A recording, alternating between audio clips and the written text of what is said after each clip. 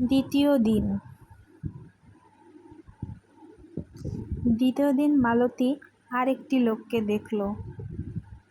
এই লোকটিও মালতীর দোকানে চা খেল এবং অনেক প্রশংসা করল।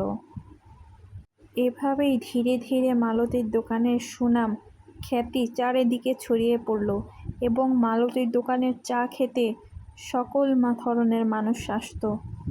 মালতীর দোকানের চা খেতে অনেক দূর দূর থেকে মানুষ আসত। এভাবে ধীরে ধীরে মালতীর দোকানের অনেক উন্নতি হয় এবং মালতীর দোকানের নাম এবং মালতীর সুনাম চারিদিকে ছড়িয়ে পড়ে।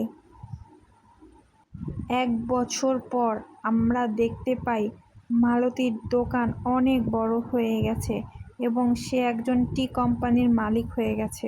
এই গল্প থেকে আমরা শিক্ষা নিতে পারি যে সবুরে মেয়া ফলে।